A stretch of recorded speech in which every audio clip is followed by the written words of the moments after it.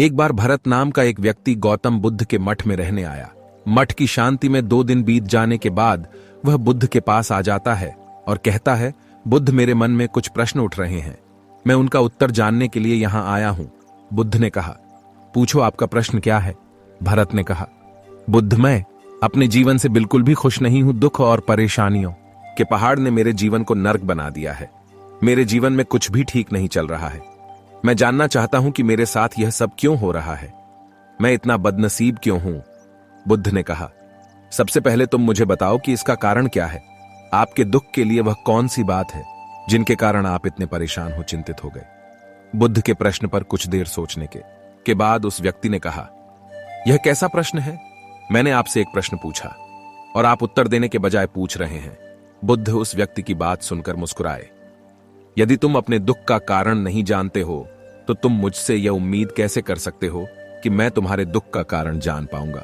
व्यक्ति ने कहा, बहुत से लोग कहते हैं कि आप भगवान हैं, आप सब कुछ जानते हैं। आप लोगों के मन को पढ़ते हैं, तब आपको मेरे दुख का कार्ड पता चल जाएगा। बुद्ध हल्के से मुस्कुराए और गंभीर स्वर में बोले, तुम यह सोचकर गलती कर रही हो कि कोई आएगा और तुम्हें तुम्हारी सभी समस्याओं से बाहर निकाल देगा, लेकिन ऐसा कभी नहीं होगा। केवल तुम ही हो जो तुम्हें तुम्हारी परेशानी से बचा सकते हो। महसूस करें कि आपने आत्मज्ञान प्राप्त कर लिया है तो आप अपनी समस्या का समाधान कर सकते हैं। मैं आप भी आपके जैसा हूं। फर्क सिर्फ इतना है कि सब कुछ साफ है। जिस दिन आपके जीवन की सभी समस्याएं दूर हो जाएंगे, उसी दिन से आपकी भी समस्या के लिए बुद्ध के पास आने की जरूरत नहीं पड़ेगी। उस व्यक्ति से पूछा, क्या तुमने कभी किसी फूल को ध्यान से देखा है? यह सुनकर चकित हो गया और बोला, फूल तो एक कली है। सुबह अंधेरा होता है, दिन के उजाले में फूल बन जाता है, शाम को मुरझा जाता है। यदि फूल केवल इसी बात की चिंता करता है तो शाम तक उसे मुरझाकर इघरना ही पड़ता है, वह कभी इखल नहीं पाएगा। इस तरह अगर आप केवल अपने बारे में सोचोगे तो आप कभी खुश नहीं रह पाएंगे।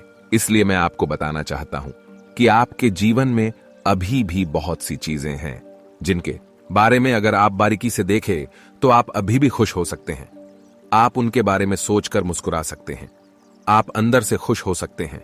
आप अपने जीवन की कमजोरी के बजाय अपने जीवन का सर्वश्रेष्ठ ध्यान केंद्रित करें। यदि आप अपने जीवन में खुशी चाहते हैं तो आपको इस शाश्वत नियम का पालन करना होगा, अच्छे पर ध्यान देना होगा और जीवन में सकारात्मक चीजें। मैं तुम्हें सिर्फ रास्ता दिखा सकता हूं, मैं तुम्हें दिखा सकता हूं कि उस रास्ते पर कैसे चलना है, लेकिन तुम्हें उस रास्ते पर चलना होगा। बुद्ध के ऐसे शब्द सुनकर वह आदमी कुछ देर तक शांत बैठा रहा। इफर उसने कुछ सोचा और कहा, लेकिन बुद्ध, एक बात समझ नहीं आ रही, क्या मेरा पूरा जीवन एक ही तरीके से हल हो सकता है?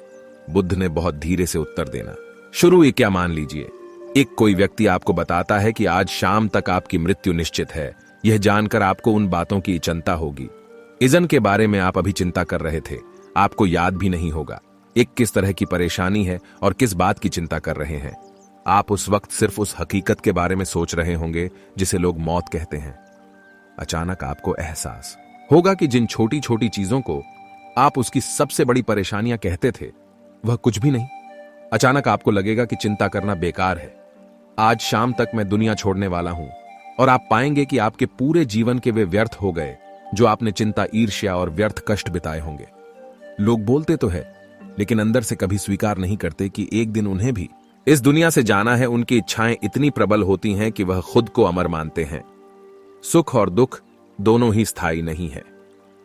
यह हमारे कार्यों और विचारों से निर्मित होते हैं।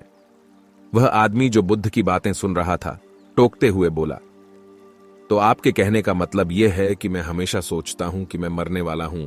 क्या यह सोच मेरी सभी समस्याओं का समाधान कर देगी? नहीं, ऐसा कभी मत सोचिए। आपको बस यह स्वीकार करना होगा कि दुनिया में मेरी उपस्थिति अनिश्चित है। मैं जब तक यहां हूं एक खुशहाल जीवन जी लूंगा। आपके जीवन में जो भी अच्छी चीजें हो रही हैं उनके साथ ही जिए, वह तुम्हें आंतरिक खुशी और शांति देंगी। अपना दिमाग ठीक करो और धीरे धीरे तुम्हारे जीवन की सभी समस्याएं समाप्त हो जाएंगी। व्यक्ति के जीवन अधिकतर दुख उसकी इच्छा से ही उत्पन्न होते हैं, इसलिए आप अपने मन पर नियंत्रण रखें।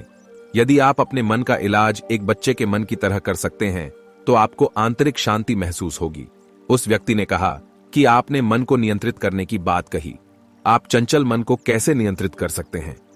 बुद्ध ने कहा कि सबसे पहले तुम्हें सुख और दुख के बीच अंतर समझना होगा। आपको सबसे पहले यह जानना हुआ कि आपके लिए खुशी और दुख का क्या मतलब है। उसके बाद अभ्यास के द्वारा अपने मन को इस प्रकार तैयार करना है कि आप ना तो खुशी के मौके पर ज्यादा खुश हो और ना ही दुखी होने पर ज्यादा दुखी हो। आपको खुद को पूरी तरह से मध्य में रखने का प्रयास करना होगा, जिसे मैं मध्यम मार्ग कहता हूं। यदि आप अपने जीवन में गहराई से उतरेंगे और यह पता लगाने का प्रयास करेंगे कि क्या चीज आपको खुश करती है और क्यों, तो अंत में आपको केवल एक ही उत्तर मिलेगा कि आप आपके सभी दुखों का कारण है। आपकी इच्छा शक्ति, इच्छा, यह सब आपके मन द्वारा निर्मित है। इसलिए यदि आप अपने मन पर नियंत्रण कर लेंगे तो आपके सभी दुख समाप्त हो जाएंगे। गौतम बुद्ध ने भरत से कहा कि यदि आप एक छोटा सा काम करेंगे तो आप देखेंगे कि आपके जीवन के सभी दुख हमेशा के लिए समाप्त हो जाएंगे। बुद्ध के मुख से ऐसे वचन सुनकर भरत उत्तेजित हो गया और बोला, मुझे उसके लिए क्या करना होगा? बुद्ध ने कहा कि तुम अगले 2 दिनों तक किसी से बात नहीं करोगे और कागज लेकर मठ के एकांत स्थान पर बैठकर आपको वहां बैठकर दुखों के बारे में सोचना और लिखना है जो आपकी परीक्षा ले रहे हैं, और उनका कारण भी लिखना है। और दूसरे पेज पर आपको थोड़ी सी खुशी लिखनी है और यह भी लिखना है कि आपको यह खुशी क्यों है। जल्दबाजी करने की कोई जरूरत नहीं है, आपके पास बहुत समय है। आप आराम से सोच सकते हैं। जाओ और सोचो और आराम से लिखो। भरत ने बुद्ध को प्रणाम किया और मठ के एक कोने में बैठ गया। 2 दिन बाद वह कुछ कागज लेकर बुद्ध के पास वापस आया। उसके हाथ में कागजात थे। उसे देखकर बुद्ध ने कहा, सबसे पहले तुम कागज से अपना दुख पढ़कर सुनाओ। भरत ने सबसे पहले कागज पढ़ना शुरू किया। मेरे परिवार के सभी सदस्य अमीर हैं, लेकिन मैं गरीब हूं और काम करता हूं। मैं अपने काम में अमीर नहीं हूं और मैं अपने काम में सहज हूं और मेरी तुलना दूसरों से की जाती है। भरत ने आगे पढ़ना शुरू किया। दूसरा, मेरे पड़ोस में बहुत से लोगों ने बचत की है, लेकिन मेरे पास बचत के नाम पर कुछ भी नहीं है। इसका पहला कारण यह है कि मैं काम कम जानता हूं, लेकिन खर्च बहुत करता हूं। आज मेरे पास बचत के नाम पर कुछ भी नहीं है। मेरी पत्नी काफी समय से बीमार है और उसकी बीमारी का कारण मैं हूं। मेरी लापरवाही के कारण मैं उसे कभी किसी डॉक्टर के पास नहीं ले गया। मैंने इसे भाग्य पर छोड़ दिया। शायद यह मेरी अपमानजनक इच्छा थी। अगर मेरी बीवी बीमारी से मर जाए तो खूबसूरत महिला से शादी करूंगा। चौथा, मैं मन में फ्री पैसे पाने के बारे में सोचता रहता हूं, परंतु योजना पूरी नहीं होती। मैं दुख के सागर में डूब जाता हूं, फिर यह दुख सहन नहीं होता और इसका कारण मैं ही हूं। मुझे पता है कि मेरे पास अल्कोहल पीने के लिए पैसे नहीं है, फिर भी मैं इसे पीता हूं।